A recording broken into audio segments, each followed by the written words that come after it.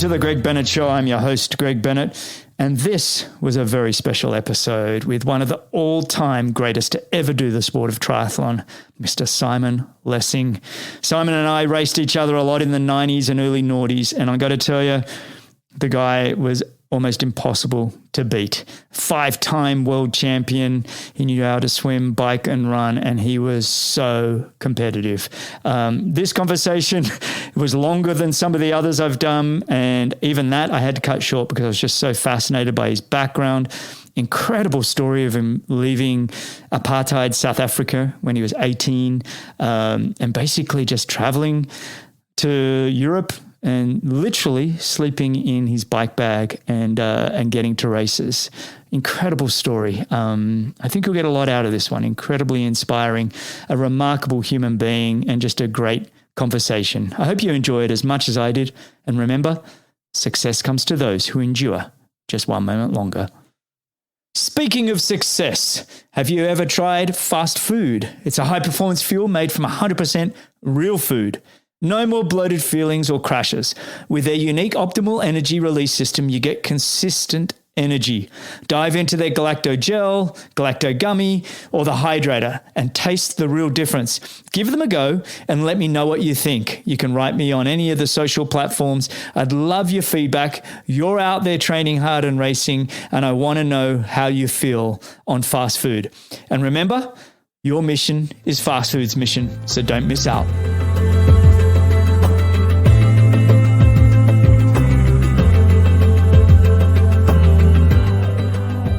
Right, today's guest truly is a triathlon legend.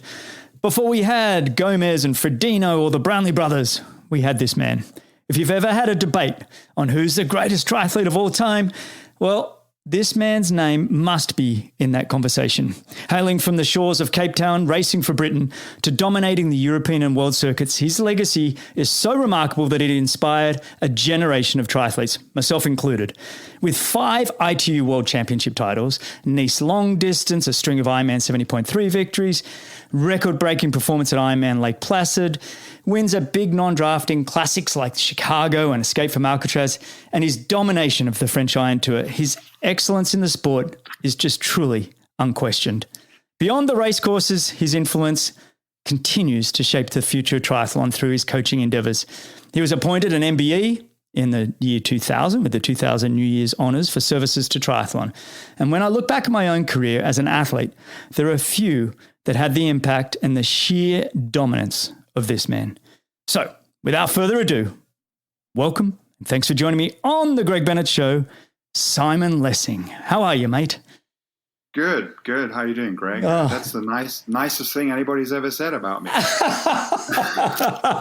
Well, mate, it's all true, and it's such a thrill to have you on the show. I can't believe it's been this long. It was, in fact, I had Julie Dibbons on the show a few weeks ago, and we were talking, and she's like, you should have Simon on. I'm like, I asked Simon ages ago. And here you are, finally on the show. You've been highly requested, by the way, from the triathlon world to come on the show. So I appreciate you being here, buddy. No, good to catch up. Always good to catch up. What's interesting nowadays is that I'm obviously doing a fair bit of coaching, both remotely, online, but also at one of the athletic clubs here in town. Mm. And we periodically have, sort of the younger generations of athletes coming through. And, a lot of the time they'll say to me, yeah, I do triathlon. Have you ever done a triathlon? I've done a few. That's the end of the conversation. So it's always good to catch up, and it's nice to bridge the gap between, I think, the old historical athletes and obviously the younger generation who are really focusing on what they have to do, which means primarily in this sport focusing on themselves. Mm-hmm. And I do think that in our sport, we're kind of caught in limbo, really.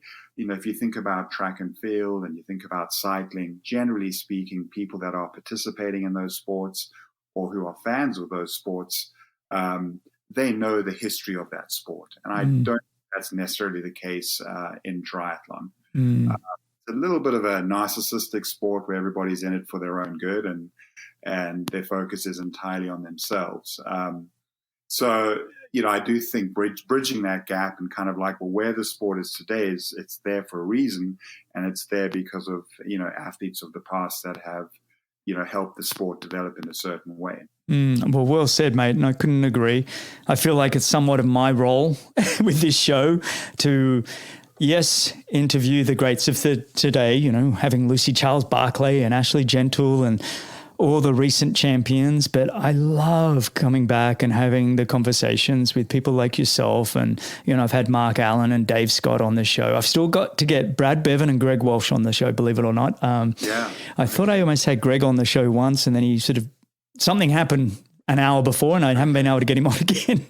But, you guys, when you think back, the late 80s and then specifically for the 90s for you, your domination in the 90s was really quite something. In fact, I had a lot of fun just reminiscing in prep for this episode. It was, your name's up top and then I'd scroll down to see my name somewhere down the list on the results. And it was like, the battles with you and Spencer Smith. And it was such an epic time, the transition from non-drafting world champs to draft legal world champs. And remember all the commotion around that? There was definitely a lot happening in the sport. And I think that what was interesting was that, we hear about Super League now and everybody's very excited about that. And there are all these different concepts of what the younger generation feel is new. And I'm like, wait a minute, we've already done that. We've tried that, we've done that, been there, done that. So we are essentially reinventing the wheel. But it is obviously fun. And I think we were racing in an era where there were no boundaries. I feel that the sport has really sort of become pointed in specific areas. So you've got, for example, the World Series, Olympic Games avenue that athletes are following. And typically those athletes are not necessarily racing anything else. It's really just sprint distance racing / Olympics, Olympic distance draft legal racing. And I think I was talking to one of the guys last week and he was saying about 60% of the World Series races are sprint distance races now, which is so different to what we were doing, obviously. And, then you've got obviously the 70.3 focused athletes and then the Ironman focused athletes. So, we are kind of a fringe and always have been a fringe sport, but then there's fringes within that fringe sport. And I think when we were racing, what was interesting was that, as I said, I think it was considered to be the next best thing. And race directors were prepared to take risks by putting on indoor races, putting on, for example, you mentioned the France Iron Tour, stage racing over 10 days. And just, races had their own identity. And each race was a little bit different, whether it was a long distance race, short distance race, non-drafting race. And it gave the athletes an opportunity to really sort of exploit their strength as a multi-sport athlete, meaning, and still I consider the best triathletes are the people that can put the combination of swim, bike, run together and win and come across the line first. So I think, again, potentially we were racing, we weren't limited to what we could race. I mean, I raced Nice, which is 3/4 Ironman. I raced Olympic distance racing. I think I did my first half Ironman distance race in Cannes when I was 18 years old. So, just chucking all these things in and learning from those experiences and not just saying, well, I'm just focusing on, this direction. So we had those options, which I think, the new generation of athletes, you kind of have to decide what path you want to go in. And then that's pretty much it. It's very hard to interchange between obviously trying to do the Olympic route and then, potentially doing longer distance racing. So. Yeah, you're right. I mean, the 90s for sure was a little bit like the Wild West, wasn't it? It was like you're going from here to there. We're following the World Cup circuit, and then you'd go do Chicago and Alcatraz or Wildflower, and then you go back as an Australian. We had the Super League concept. Like, I mean, Chris McCormack would be the first to tell you. Super League comes from the racing we had in Australia. Or remember we did that race in Koblenz in Germany. I think you smashed us in that one. I mean, that was the International Triathlon Grand Prix. That's right. Remember that? Yes. Which was all obviously those fun distances, and I think that was obviously the birth of essentially Super League. But I think I certainly had a lot of fun, and the racing was intense, and I certainly enjoyed it. And quite honestly, it seemed to make more sense at the time to race short distance over doing long distance.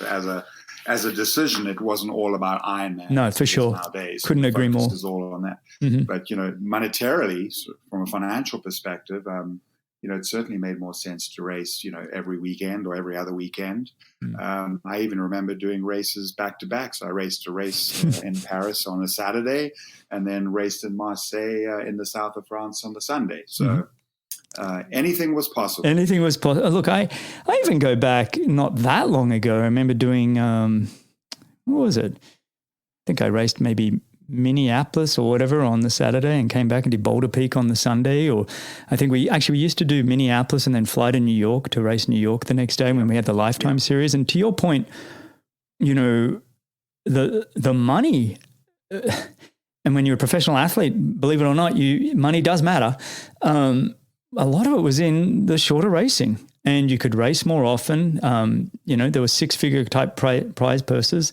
It was hard to go, I'll go up to Ironman, where maybe if I win, maybe I'll get some sponsorships. For me, personally, I never wanted to make that change. And I feel like you in your career, even though we're kind of a year apart, I feel like you owned the 90s. Like, I don't think anybody would question that. I feel like we all would take little, whether it be Spencer Smith or Chris McCormack winning 97, little stabs at you, or Dimitri Gag as he ran past you in 99. We can go into that later, but really. Maybe not. Maybe not. Yes, exactly. I know. Anyway, we don't need to talk too much about that one, but it was kind of like when I look back, I remember, I was training with Brett Sutton's squad, and all we would talk about is like, how do we beat Simon Lessing? Or Brad Bevan in the Grand Prix in Australia. But, you really were the dominant figure that we were all just trying to figure out, how do we beat? It really was a dominance. But what I want to do now is just rewind the clock a little bit, just so people listening can get an understanding of sort of your background, where it all started. And just tell me, when did you first find your passion, for sport and triathlon? Yeah, so I grew up in South Africa. Now, there's always this confusion because they're like, but you race for Great Britain. So I grew up in South Africa during the apartheid era, and really it was towards the end of the apartheid era. So obviously highly segregated, literally everything was segregated. Beaches were segregated, schools were segregated, and there was really never much opportunity to sort of intermingle or so you had really very stark different cultures having nothing to do with each other. I started, swimming at a very early age, and I started cross country, track and field at about 12 years old. And these were primarily through the school system. We were all encouraged. It actually was pretty much mandatory at the time that you had to do compulsory sport after school, a couple of hours every day. And then you had obviously competitions, and you could choose what you wanted to do. I had a brother and sister that swam, so naturally, being the youngest, I just started swimming at about 6 years of age with a swim team, swim club. And one of my very first memories was the coach said, right, we'll do 100 warm-up. And I was swimming, and I was kind of put on the end lane, forgotten about. 30 minutes went by, and I couldn't remember how many lengths I had done. And the coach came up and said, have you done 100 yet? And I said, well, I'm on 38, meaning I thought she meant I had to do 100 lengths warm-up. Not 100 meters warm-up. And I think everybody, we've just understood Simon's mentality to training. That was awesome. So anyway, my first introduction to triathlon was actually watching on national television on a Saturday afternoon the London to Paris relay triathlon. And the reason I was interested in this was because my swim coach was actually part of the unofficial South African team, which was sponsored by Leppen Sport, which essentially made the first squeezies, gels out of essentially corn syrup. So they had a team from South Africa who were competing under this company name that was registered in the United Kingdom. So it was kind of all under wraps. It wasn't an official team as per se, but that must have been mid 80s. And the swim team that I was swimming for, coached by David McCarney, actually held a little sprint distance race, using the swimming pool as a swim venue, as a fundraiser for the swim team. So that was my very, very first triathlon, and that would have been sort of around the age of 14. Mm-hmm. And, from a swimming perspective, I was never a sprinter, without a doubt. And our team always seemed to focus on sort of the 100, 200, and, you're a distance swimmer, you go to the end lane and we'll get you later type thing. It was a little bit of that. And so I never really sort of found an opportunity to excel, I would say, in swimming. I mean, absolutely, I had the endurance. I was always going to be more of an endurance-based athlete. Same thing with track and field. I mean, I was definitely more of a cross-country runner. And even for me at the time, sort of 1,500 was way too short. But I continued to do both, swimming / track and field. I made it on the state team in both cross country and the 3,000 in South Africa, and went to the South African Championships. And then swimming wise, I was sort of okay, not terrible, but certainly not one of the top sort of elite swimmers. Believe it or not, I actually swam breaststroke and really? 400 IM. 400 IM, which I did okay just because the butterfly eliminated half the field. Let me interrupt. How did your times back then compare to your daughters? Because both of your daughters are phenomenal swimmers, right? Yeah, no, they would absolutely crush it. So both my daughters right now, 20 and 22, are actually swimming for the University of Kansas, which is the Big 12 conference. Wow. And ironically, are actually swimming for Clark Campbell, who you may not know this, but he was one of the top Olympic distance triathletes in the early 90s, late 80s here in the United States. Oh, classic. Awesome. And he swam for Kansas when they had a men's team. And then subsequently after him dabbling in triathlon, he went back to coach for the University of Kansas. So classic. When my eldest daughter received her recruitment letter, he goes, I used to race against your dad. Oh, that's awesome. Yeah. I love it.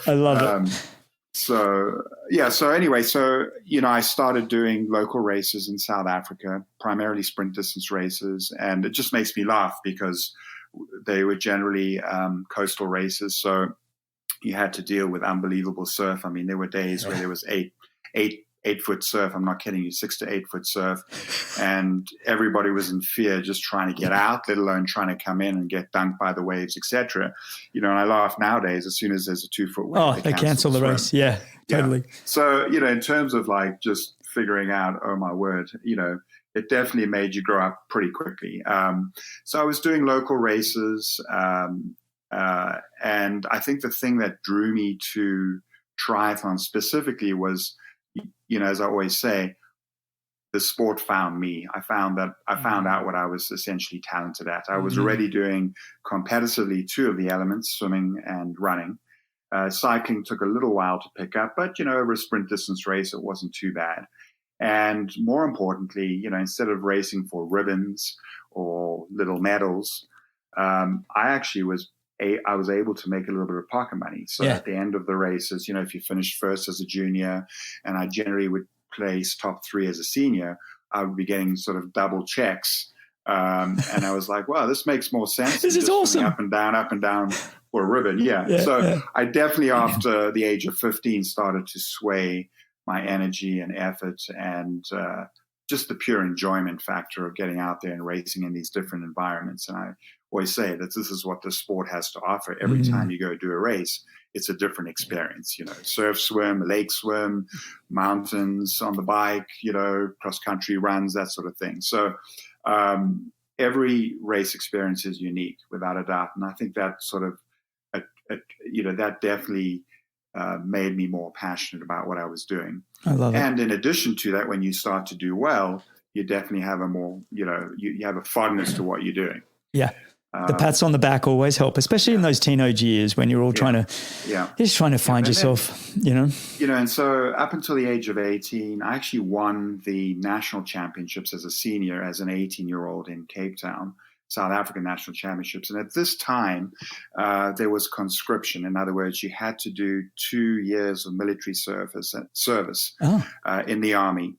And it was essentially a white-only army supported by the apartheid government.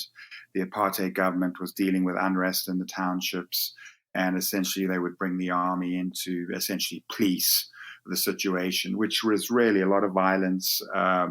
In addition to that, they were also fighting in Angola. South African Defence Force was supporting a guerrilla army trying to overthrow a Cuban government in Angola. Oh. And in addition to that, Southwest Africa, which is now Namibia, were also fighting for their independence. So what that really meant was, as an 18-year-old, after finishing high school, I would have had to have gone and done my military service, which pretty much meant I would have had to have given up triathlon. And from a political perspective, I mean, I clearly, obviously being introduced and being brought up in a running environment, it was pretty much one of the only multiracial things that you could do.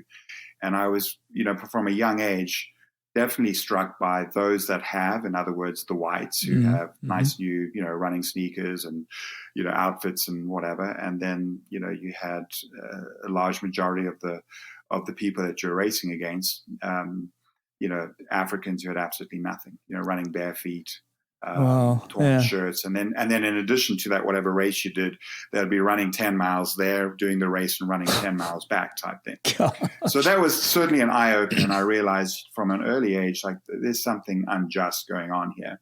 So I felt like, I did not want to support the apartheid government, and I certainly didn't want to do military service.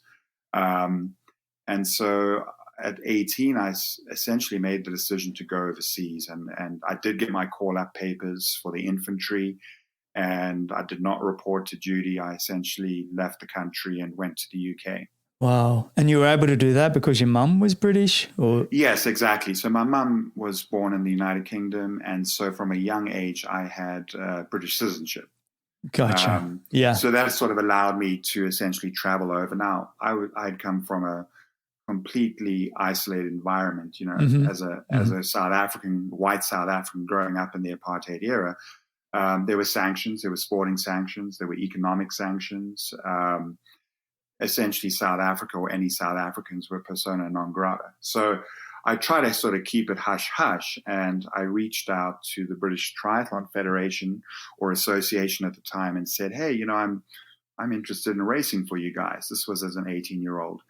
And they were not interested. And I think that they were still licking their wounds from the whole Zola Bud affair. Zola Bud was a South African girl who was from an Afrikaans background and really didn't speak any English, and went to the Olympics race for Great Britain because she had grandparents or great-grandparents that supposedly one of them was British.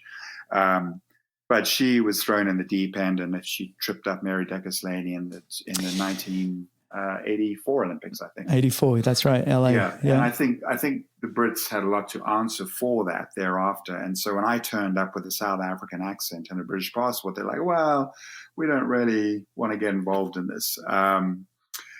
So it took a while. In fact, I actually watched the very first World Championships short distance in Avignon, France, because I was staying about 25 miles away. And so you moved to France? You didn't move to the UK? You got to you skipped over that part. That's a big step. I skipped over that. So I did. From South Africa, I went to the UK with essentially no real contacts, and I remember sitting at Victoria Station, almost in tears, thinking, what have I done? I literally just turned 18. I knew that I had to get to a youth hostel that I was going to stay at, but I had a bike bag, and I had a backpack, and I was absolutely, in fear of what where I'd put myself. And so anyway, my brother had just come over as well. He'd helped me out, and I went and stayed at this youth hostel in Kensington Gardens, where you had to be out of, I think, the youth hostel at 8:00 in the morning, and you're only allowed back like 5 or 6 p.m. in the evening. So I would just take a bag and take my bike and a padlock and basically go train in Hyde Park or wherever else, any other park that I could find, lock my bike up when I wasn't using it. And I did that for about a month. And then I went and raced the Southport Heineken Triathlon, where they had an international field, and one of the people racing was Mark Allen. Oh, no way. So I went, had no idea what I was getting myself into. What year was that? Hang on. What year was that? That was 1989. Okay, go on. 1989. Yeah. So I went just turned 18, entered myself into the senior race, and there was Glenn Cook. There was, I think, Rick Wells from New Zealand, who I think had just won He'd won the unofficial world champs in '88. I think if you talk to every Kiwi, you're like, he won the first one. And he was also, I think, a gold medalist in the Commonwealth Games in. That's right. The unofficial Commonwealth Games that we had. Where was that? Swimming as well. In Auckland or whatever. Yeah, in Auckland. Yeah.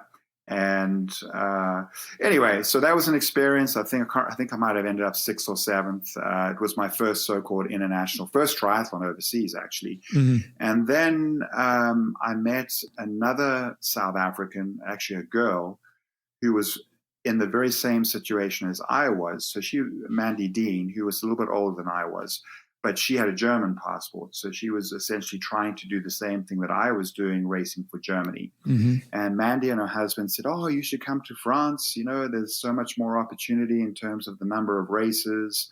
So I said, "Oh, that sounds great." So I jumped on the cheapest flight that I could find and ended up in Nice and spent 24 hours sitting upright at the Nice airport. Because I was waiting for them to turn up from Germany in Nice. Oh, no. And I had no idea what time they were going to arrive or when they were going to arrive. I knew it was sort of within a day or so. So I just kind of parked myself at the airport, but you weren't allowed to sleep at the airport. So the gendarme would come around and kind of tap my foot every couple of hours, say, "Oh, no sleeping, no sleeping."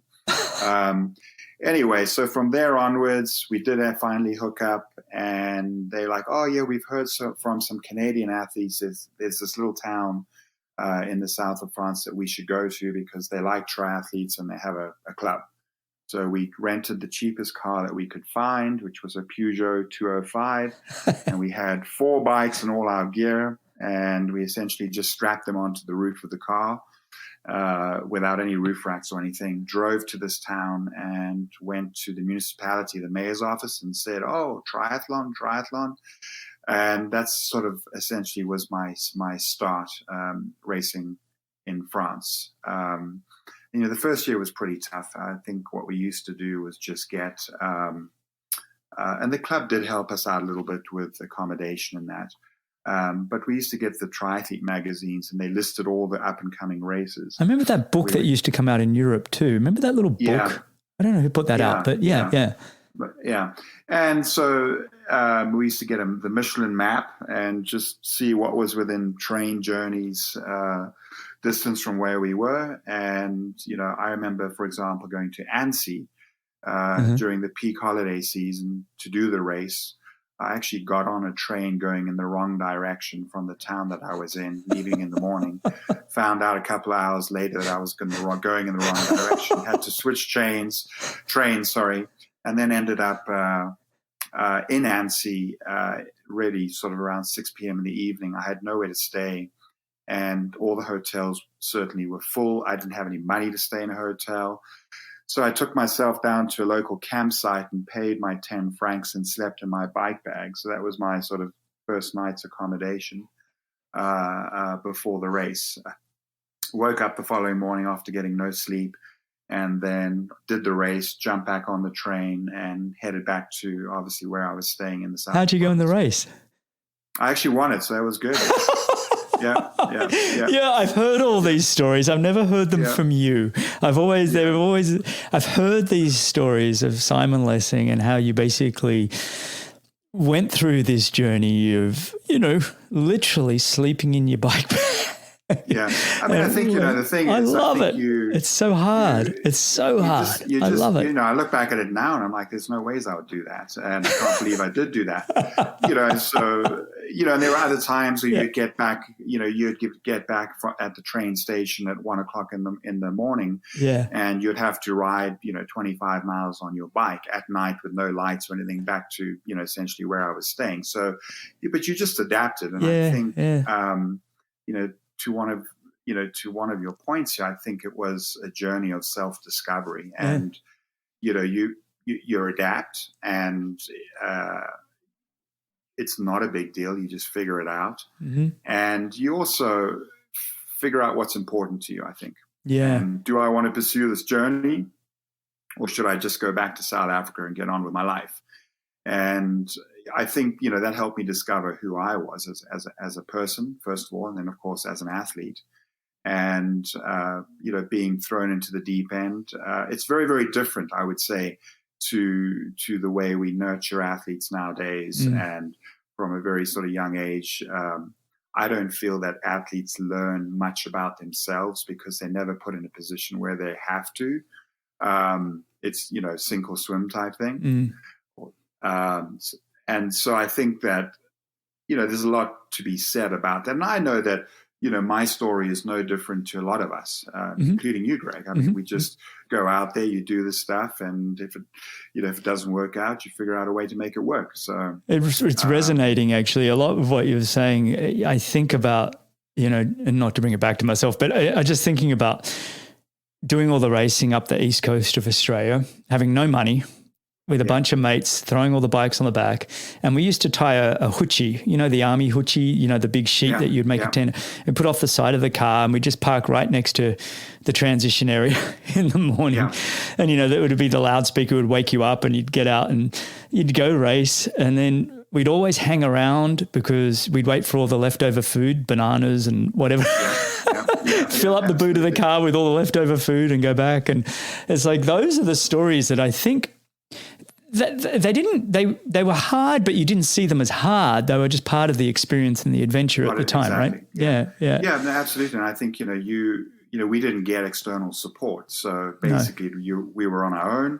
You had to do it. And if you didn't do it, it was, pack it in and go back home type thing. And that's why I always appreciated, obviously at that time in the 90s, France was definitely, I would say, the center of the triathlon universe in terms of, I think at the time we counted there was around 1,200 races a year.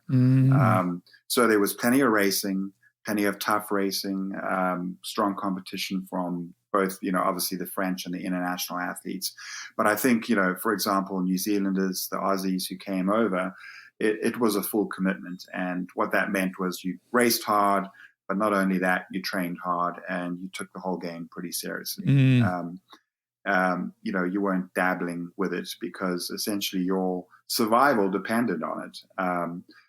As I said, we didn't have a national federation supporting us, or certainly when I started out, I didn't have any sponsors. So it was all about trying to make some prize money.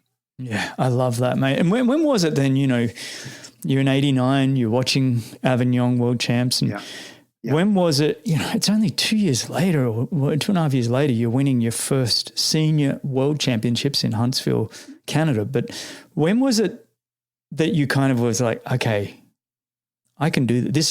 This is, I've got this. This is kind of. Yeah. So I think so, as I said to you, I struggled to get the attention of the British Triathlon Association. And so what I did, which was actually strategic, was that they had the European Junior Championships, and I can't remember which town it was, but it was somewhere in central France.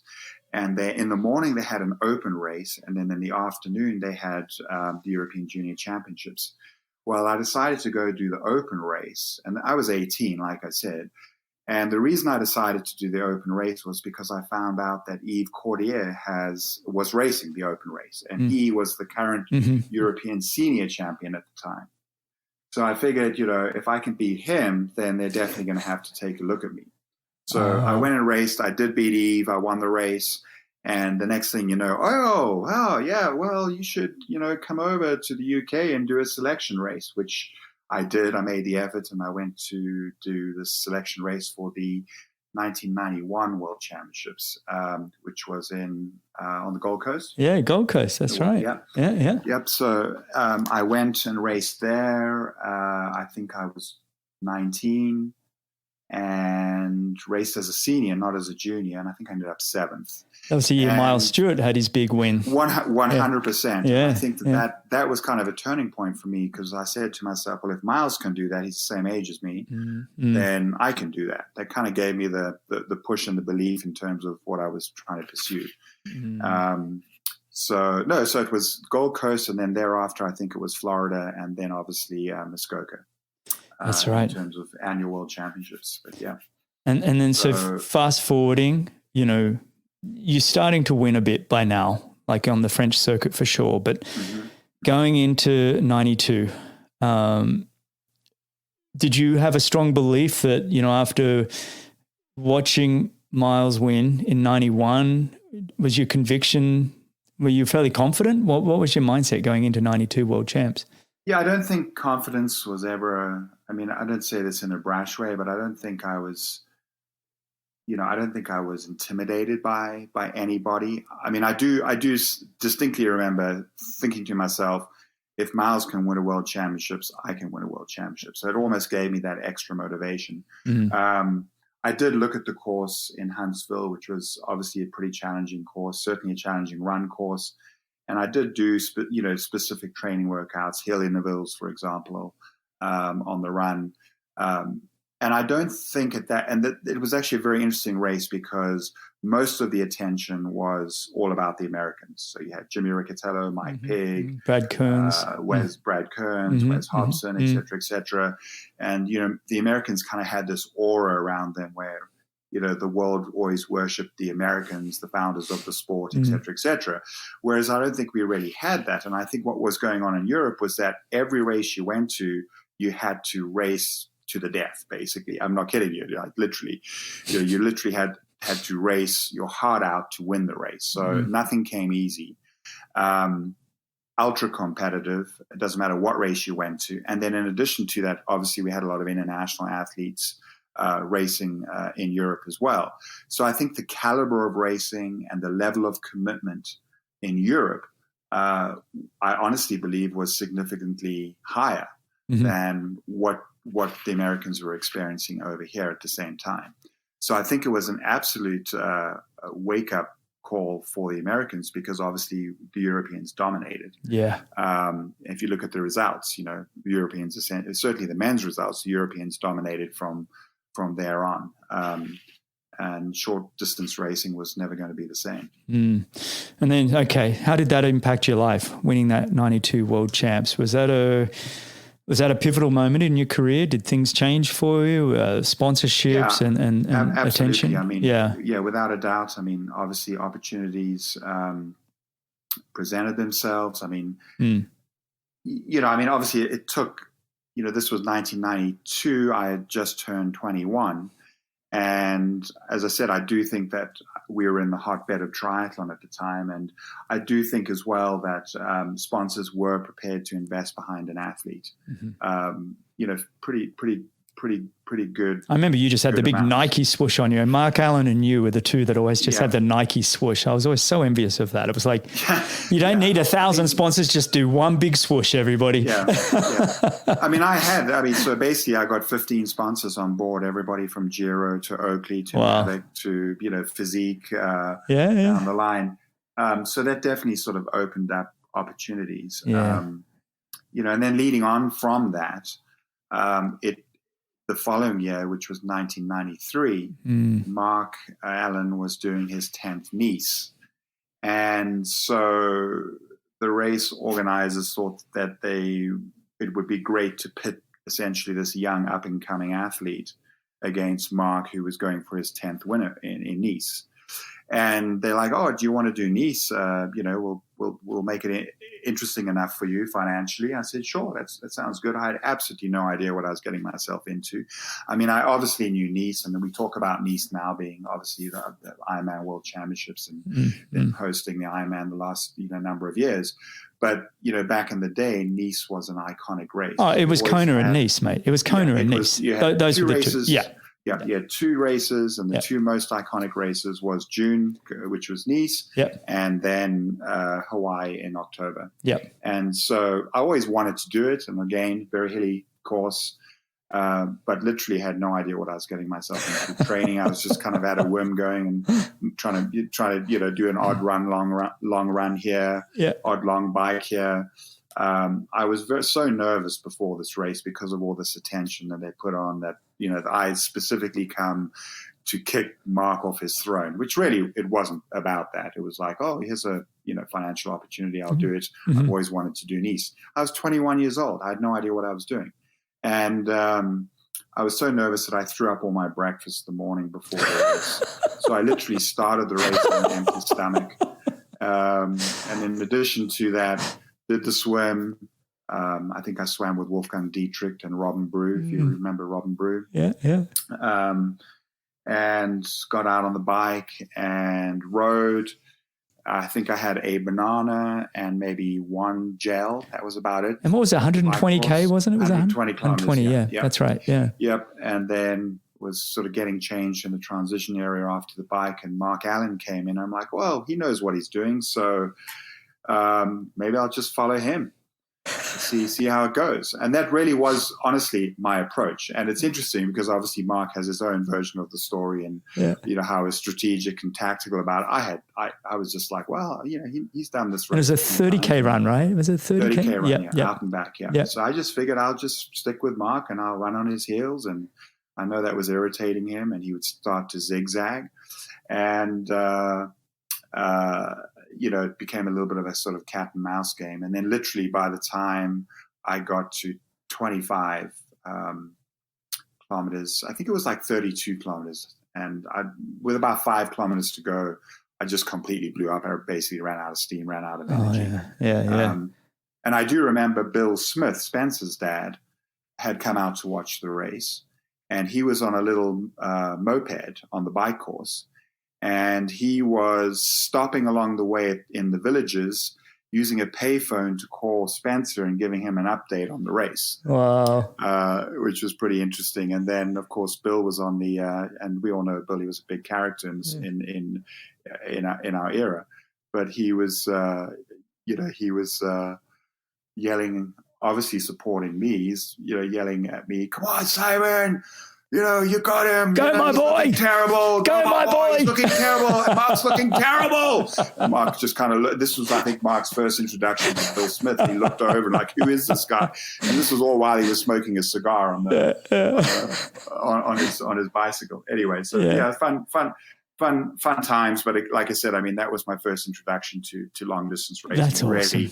It was at a whim. But to do it against Mark Allen, Mark's 10th Nice win, in the time, Mark Allen had won, how many had he done by then? 5 Kona Ironmans? Well, he had done 9. He had this was his 10th. But Kona as well. He'd done 89, 90, 91, 92. And then he went, But anyway.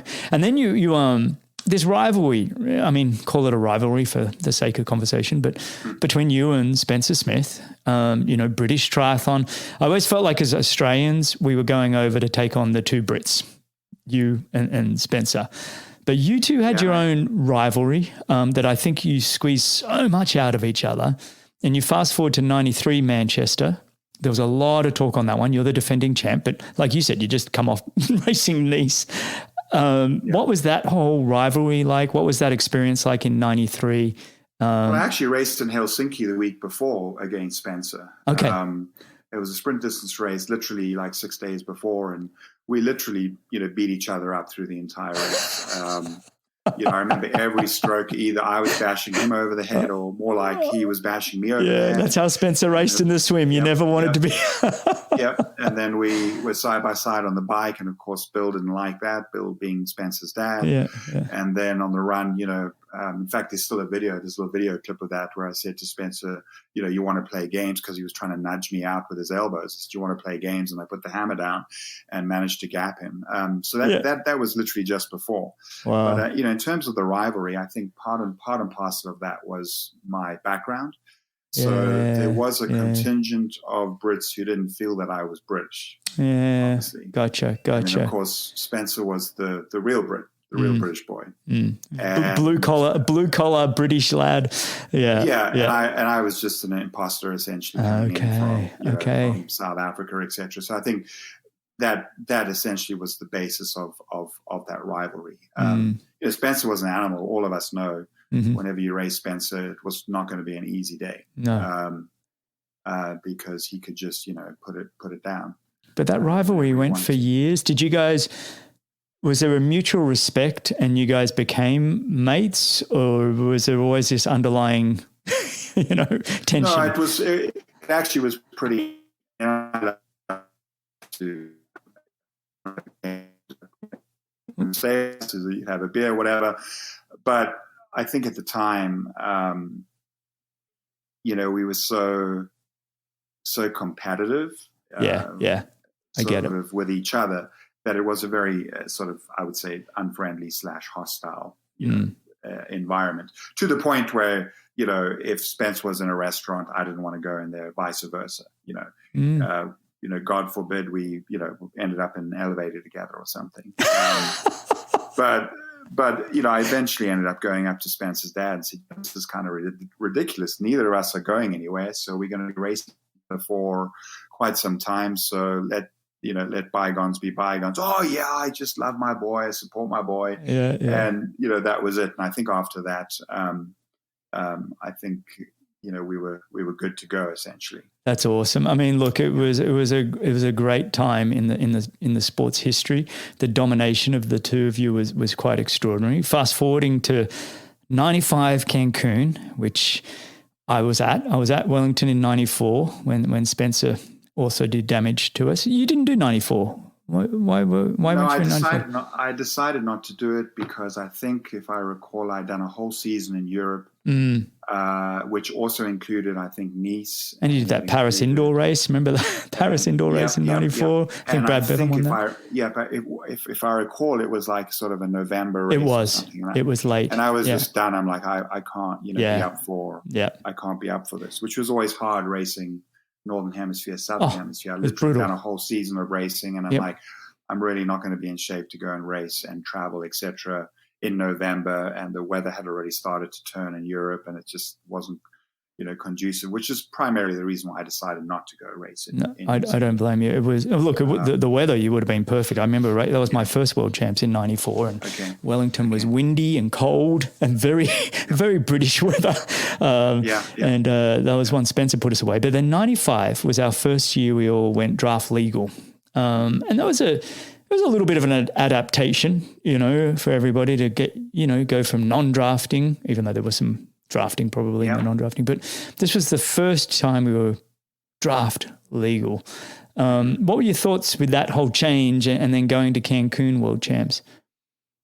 I was, for me personally, as you know, Greg, cycling was always going to be my third discipline. It wasn't, I got to the point where I developed enough where I could essentially hang in there, but I was never going to be a world beater on the bike, put it that way. So my strength was always sort of coming out within the first, couple of guys on the swim, hanging in for dear life on the bike, and then obviously trying to make a difference on the run. I never saw you that way, by the way. I just saw you as a complete triathlete that I couldn't figure out how to beat. But go on. Well, I think it took years for me to actually get to a point where I could hold my own. I get it. And for anyone who's listening to this, as we all know, we all have our strengths and weaknesses within a multi-sport event.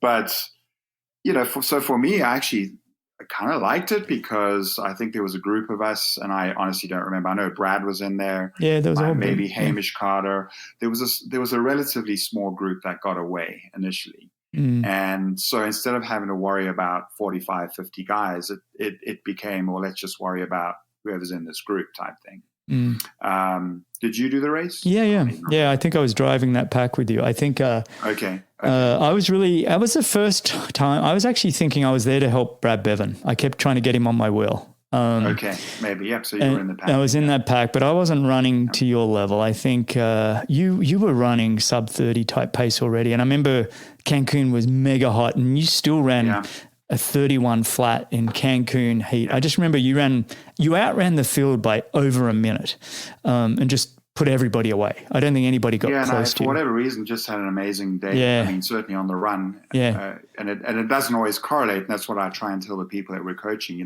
just because you have a great swim that specific day doesn't mean it's going to correlate to a great bike or a great run. And I've always said, in maybe the 20-something years that I raced, I maybe only had 2 perfect races, and I didn't even realize it at the time. Yeah. And that's, most races, it's a bit of a struggle. Oh, of course. Yeah. There's something that's not going so well. But I do remember in Cancun, everyone's out and trying to acclimatize. I just stayed in my air-conditioned bedroom and didn't come out until I had to, really go and do some exercise. And I think that worked for me. It worked all right. So that was a fun race. I mean, the one thing I do remember about that race, and we'll never forget, was coming into the finish chute, I grabbed a Union Jack, British flag, from a spectator who was just holding a flag on the side. I'm like, oh, this is a little bit of a dirty looking Union Jack. Oh. Anyway, came across the finish line, and then, all the protocols had gone, we're going through all the protocols of, finish line, podium, et cetera, et cetera. And then this flag disappeared. Never thought anything of it until the following day when I was at the airport. Leaving Cancun, an elderly gentleman came up to me and he goes, "Oh, Simon, do you have my Union Jack?" And I said, "Oh, no, sorry." He goes, "Yeah, you grabbed it from me." And it turns out that his dad had taken it with him at the Battle of Normandy. Oh, don't. And he went and fought with this flag in his backpack through the Battle of Normandy, yeah. So. And you lost it? I lost it, yeah. Oh, buddy. So.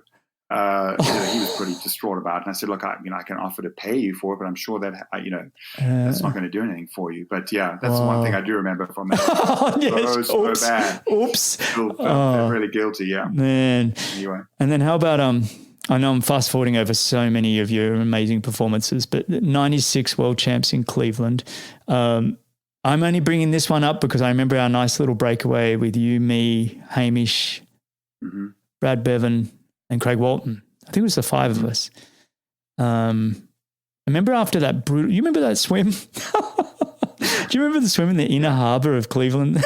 and we're just getting the absolute shit beaten out of. You remember trying to get around that tiny little course? Absolutely, yeah. Little course, I think 2 laps if I recall, but yeah. Yeah, and that was a hell of a race. Yeah.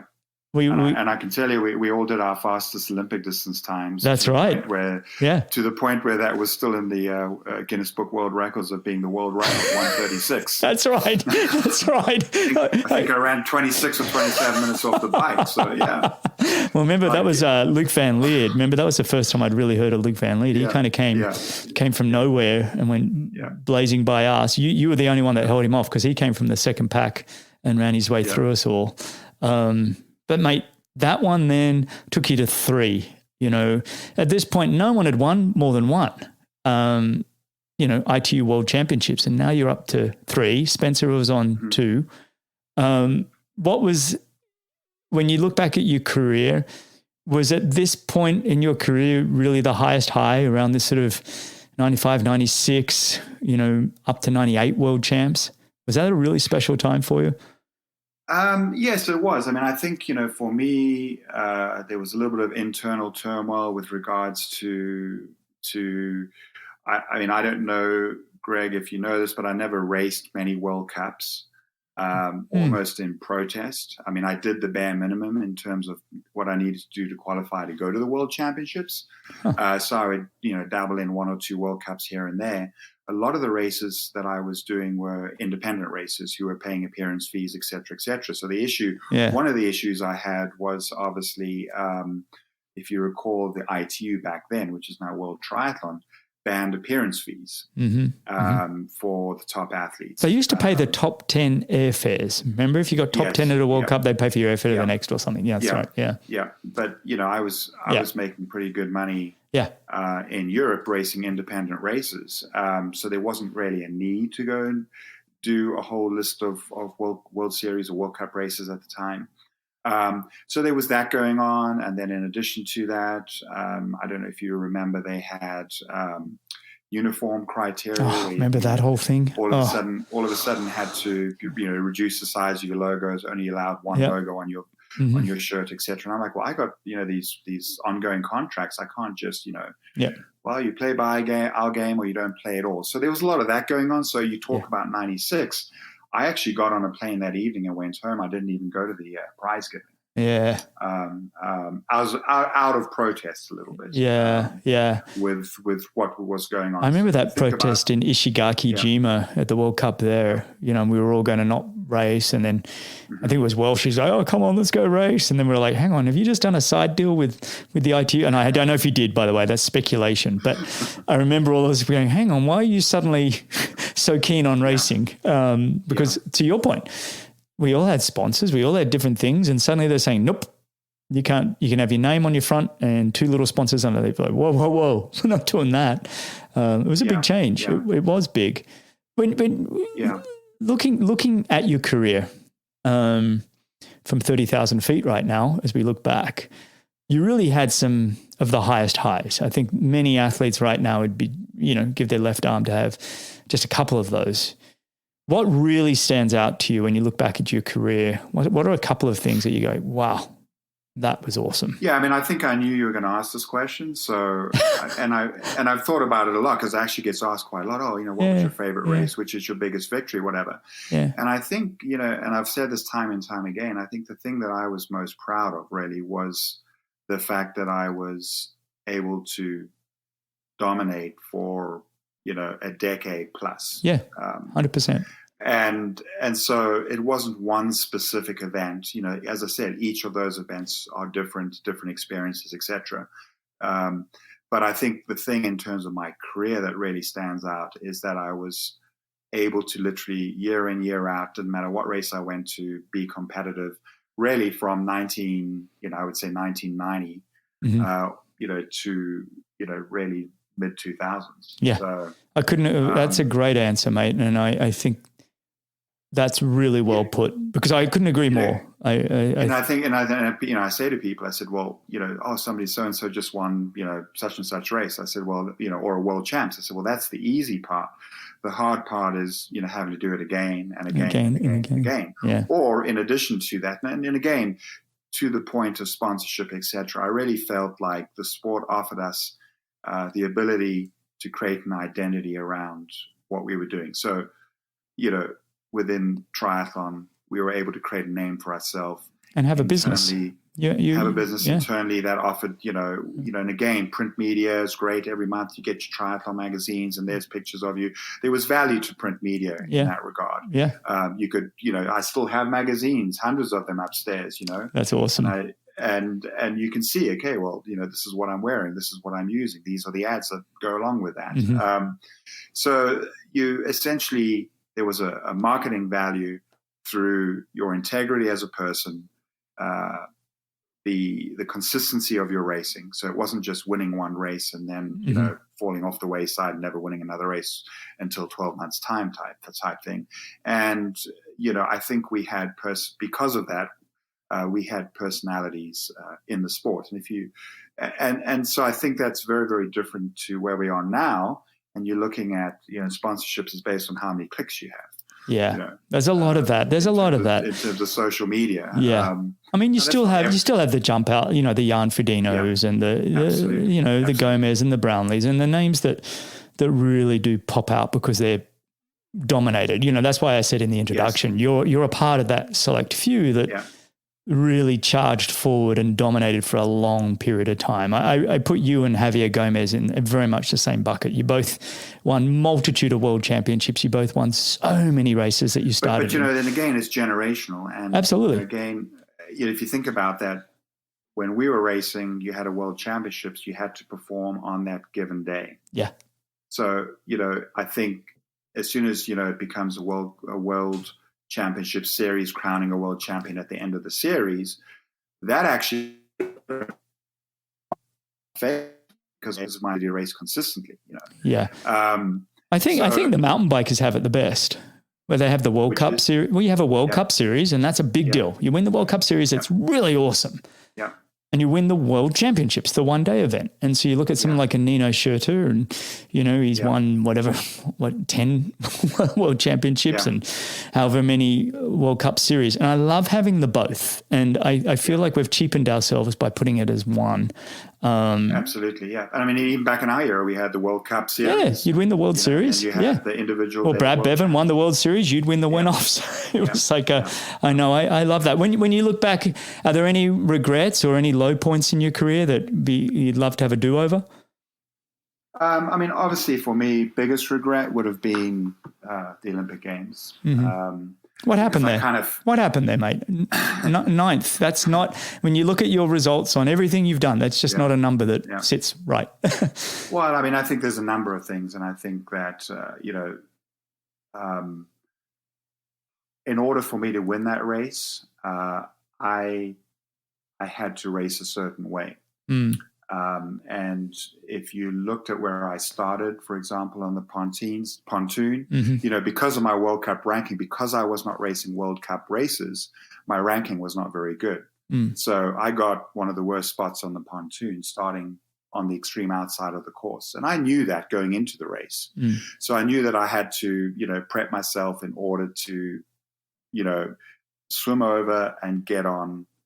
Essentially, it was Craig Walton's feet. Mm-hmm. And actually that was successful. And again, I cannot remember the group exactly, but there was a small group of us. You may be able to remind me. Yeah, well, it's definitely you, Craig Walton. There was maybe one or two Hamish others. Carter. Hamish was in there. Yeah. And I think, there was an 8-lap bike course. We were in front, the 4 or 5 of us were in front for 4 of those laps. And then this mass group, which was predominantly the rest of the field, caught us up. Yeah. And then once that happened, it was the Wild West, essentially. Who's got the running legs? Yeah. 5 minutes of fame, everybody attacking left, right, and center, and everybody essentially looking at the race favorites saying, you want to win this race, you better go chase those guys down. And that's essentially what I ended up doing, chasing with every attack. You catch up, and then the next person attacks. So basically, by the time I got to the run, I was absolutely trashed. Yeah. And I had nothing in the legs. I did not have my running legs. And ironically, I was running the best I'd ever run leading up to that point.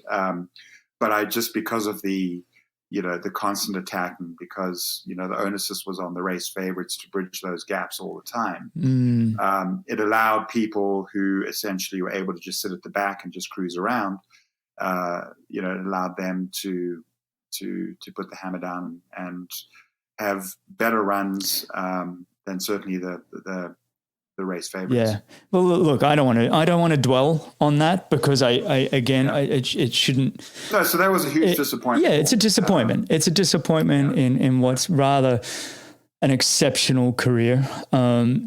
Your attempts at Kona, that was really towards the end of your career. You started having some issues with your back. I know you had a back operation and things, and that's not. I mean, in all honesty, my heart was never in Kona. You and me both. I get it. It was just like, well, I'll do it because tick the box. It's kind of the expected thing to do. But in all honesty, I just found Ironman racing extremely boring. Yeah. So we mentioned all these different types of racing, from the Super League style racing to the France Iron Tour to really sort of the combativeness of just Olympic distance racing, which you're literally racing stride with your competitors. Whereas Ironman was just like, oh, just wake me up when this is done. And having to pace yourself. Having to pace yourself. Exactly. I never wanted to do it. I remember when I turned 40, I was like, okay, I'll go do Kona and tick the box. And I didn't do it well. I mean, I got through it, but it was compared to racing, whether it be Lifetime Series High V or all the World Cup stuff and everything you did, it's like, for me, that was always the sport of triathlon. But and I think it's becoming a lot more bucketed. Like you said right at the start of the show, you're a PTO athlete that does the 100K distance, or you're an Ironman or 70.3, whatever. But what do you think of where the sport is now for the professional athlete? I mean, I don't want to put words in your mouth, but I'd love to hear what your thoughts are. And again, I mean, what do you define as a professional athlete? Because I think this is the that we're in. We're a very fragmented sport right now. And as I said, and we've talked about this, in our era, we did everything. You raced non-drafting, you raced drafting, you raced some longer distance races, some half Ironman racing. The Norwegians are doing that a bit with Christian Blumenfeld. He seems to be all over. They are. Yeah. No, absolutely. But a large majority are not. No, you're right. You're right. A World Series athlete last year, and she said, last week, and she said, I never want to get on a time trial bike ever. They're dangerous. And I said, do you have no intention of ever stepping up? She said, no, that's not triathlon for me. So triathlon represents a very different thing depending on the athlete you talk to. And again, so, you've got the World Series / Olympic Games avenue. I think the disconnect there is that the large majority of triathlon competitors, they can't really relate to it because they're not doing that style of racing. So that's this little internal world where, and again, I recently heard athletes talking about what points they could get at certain races, World Series races. I remember, and I said to them, guys, I remember having the same conversation, but those points you're talking about, that was money for us. We were talking about $4,000 or $6,000, not, so many points type thing. Yeah. So I think that in that regard, that's different. And I also feel that, I think that we're struggling to, and I've certainly noticed in our coaching business, we're struggling to recover after COVID. I know there's debate, is the sport declining? And I would say absolutely yes, it is at this point, right now. Do you think more in the US or globally? I can't speak for Europe, but certainly in Europe, I do know, athletes, and I'm including age group athletes or very much age group athletes who were sort of on this lifestyle sport, and it was just routine that they swim, bike, run was part of their training. They jumped into a number of races every year. Well, that all sort of went by the wayside during lockdown. And those same athletes have now decided, well, I actually enjoy playing golf, or I enjoy playing pickleball. Or pickleball's taken half of us. Yeah. Or I've got myself a gravel bike. I'm doing some gravel bike racing. So I think that absolutely has impacted where we are, certainly here in North America. And, I just feel like we have all these different arms of the sport, and the left arm doesn't necessarily know what the right arm's doing. There's that disconnect between those athletes, essentially.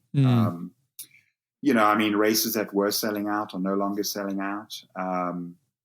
And I think that we've gone from people being committed and using triathlon as I say, as a lifestyle sport, to now more people coming in doing a one-off race. It's a bucket list sport. A bucket list, and sort of checking the box and kind of moving on. They don't have that same level of commitment, and they're not necessarily, when I say commitment, they're not treating it as a healthy way to exercise. Yeah.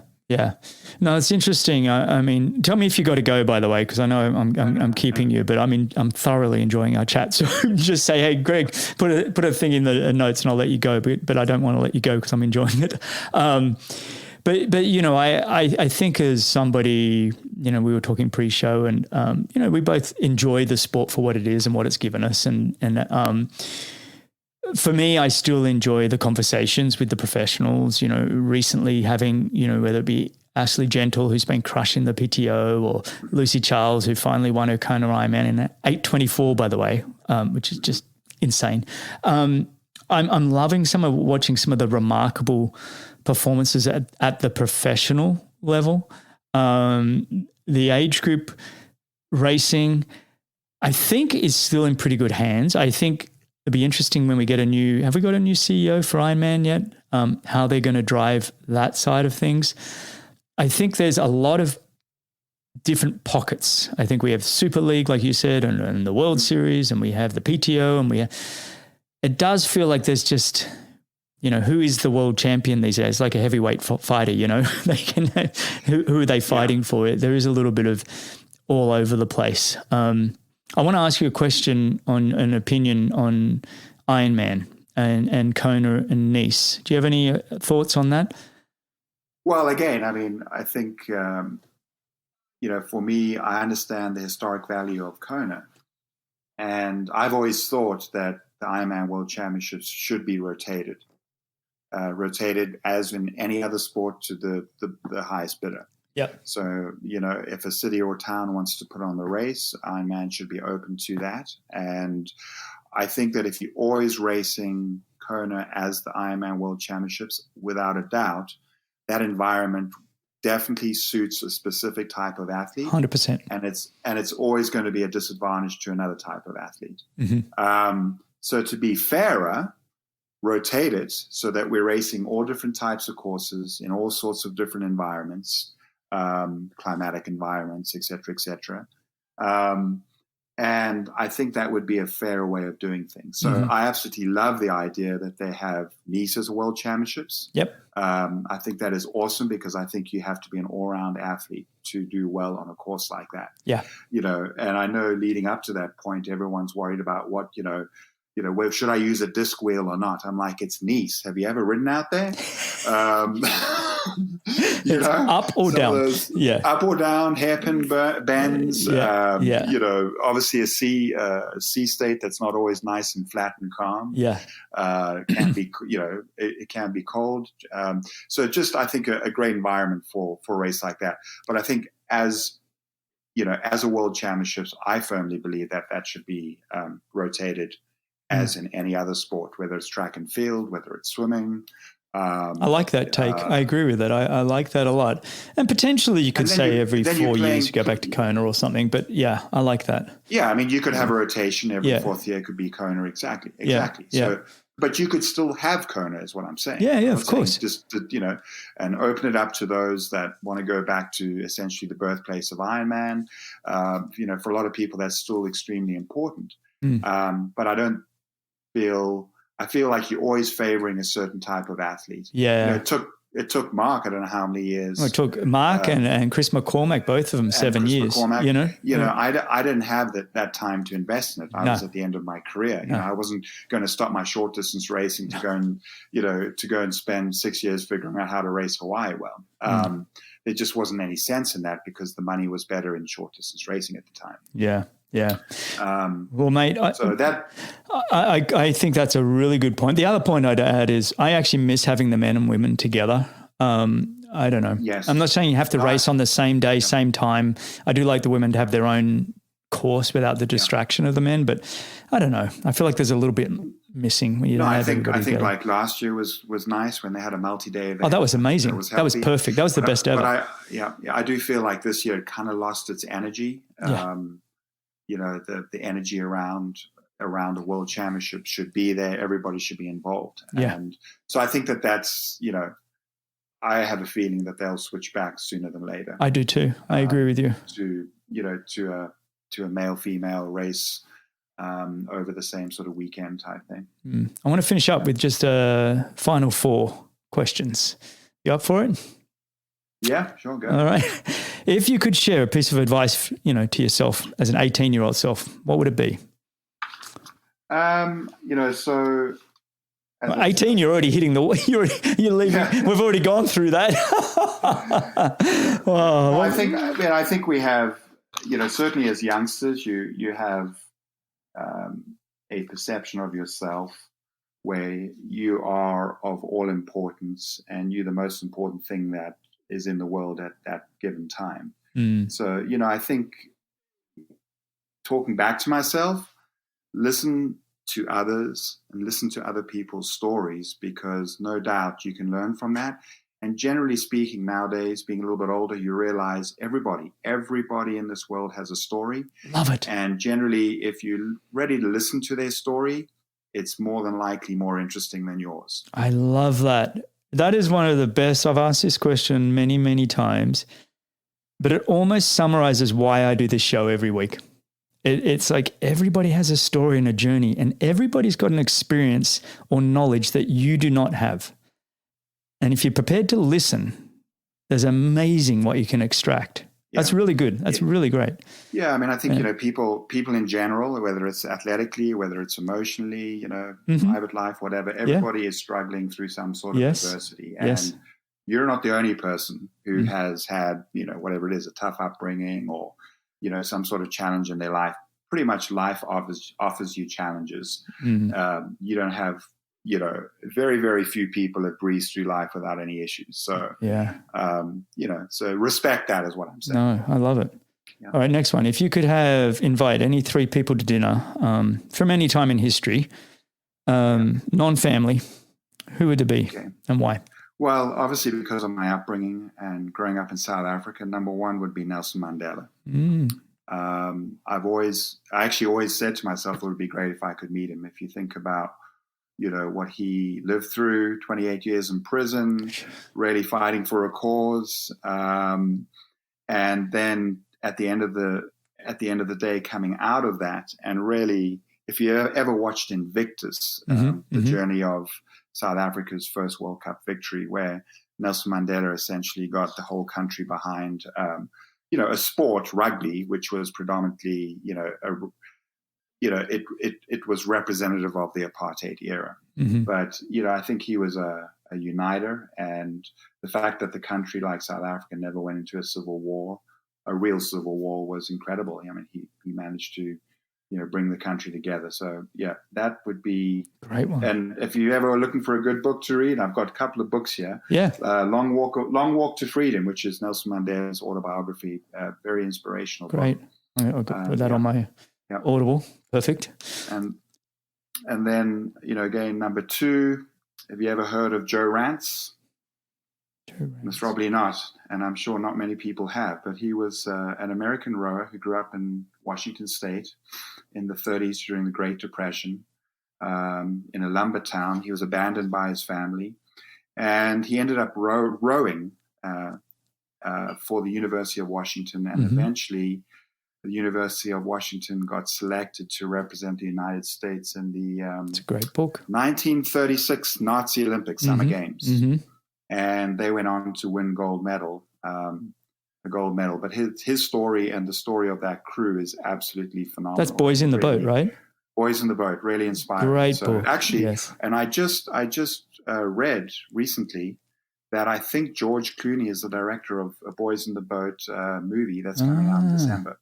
Oh, brilliant. What a book. Yes, fantastic book. Yes, I forgot the name Joe Rance, but you're right, yes. Yeah. Excellent. So he was sort of a key player in that. So very interesting guy, inspirational, very humble guy, but, obviously a phenomenal athlete. And then I'm sure you've heard, or maybe you haven't, of Major Taylor.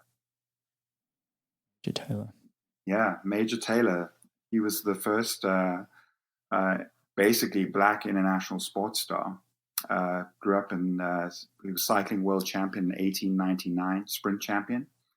And his story is also very, very inspiring. I mean, basically he grew up in Jim Crow era here in the United States where people were ganging up to, essentially crash him out of races because predominantly they didn't want to race against a black person. And phenomenal book as well, Major Taylor, The Forgotten Champion, like really inspiring book as well. And those 3 would be great to have sitting around a table. That is awesome. Listening to their stories, It'd make you feel fairly like, wow, I really haven't done anything.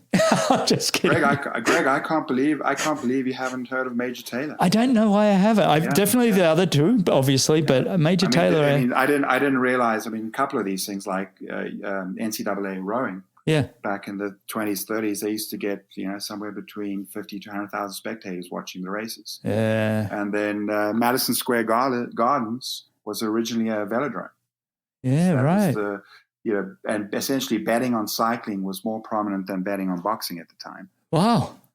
Interesting. Okay. Yeah. Mate, you've just given me a couple of, I've done Boys in the Boat. I'd love to read it again. I'm more of an audible person. I fall asleep if I read books, but I listen to books, nonstop. I love my audible books. Well, Major Taylor is definitely is up there and one of my favorites. So. Awesome, mate. All right. Fast forward.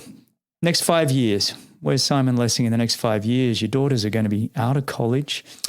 You and Lisa are going to be empty nesters. What are we doing? We're empty nesters already. Yeah, you really are with the girls in college. Well, college, I kind of still feel like there's a tiny string, but maybe not. Yeah.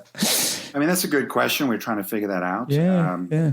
I mean, obviously, with my background, I wouldn't be opposed to getting involved somewhat. I think a lot of our commitment moving over to the United States was really about family. And, obviously they've had, they've been heavily involved in swimming their swimming careers.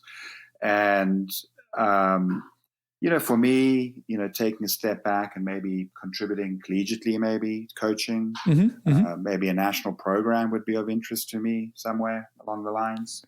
Well, I'd be lucky to have you in the sport of triathlon or swimming in the sport of triathlon. All right. Yeah. Everybody listening? Wow, that'd be huge for any federation.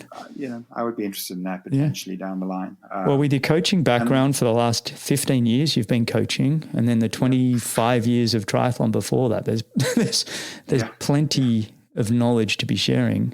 And then obviously having two daughters that have gone through a sporting career. Yeah, and both Lisa, my wife, and I, we when I finished triathlon in 2008, I'm like, well, what am I going to do now? And I've always, in the back of my mind, was intrigued about rowing, sculling. So yes, I knew you were rowing. Sculling. Yeah. And so we're still actively involved in that. And I can't really get competitive anymore. But I will say, or I don't really like, and you may find the same thing, Greg, I do question, why am I riding my bike and getting my heart rate up to 180, beats per minute?